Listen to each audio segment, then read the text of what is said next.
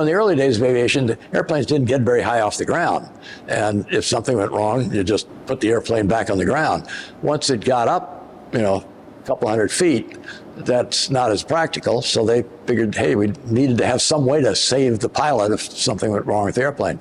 So they got a bunch of volunteers in the Army Air Corps, and I think it was 6 of them, to test out this new thing called a parachute. And the way they tested it is that they put one volunteer on each of the wings to balance the airplane and hang on the wings while the airplane took off and got up to altitude. And then the pilot would motion out to the one, say, okay, you go.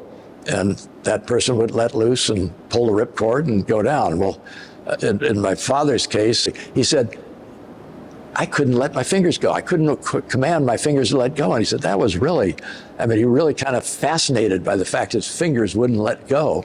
So after a few seconds or whatever, the pilot said, okay, pointed to the one on the other wing. He let loose, went off. And then he pointed back to my father to go. And at this point, he evidently could let his fingers go. And so he let loose and pulled the ripcord and he was fascinated by the floating down. He thought it was just a whole different world of quiet.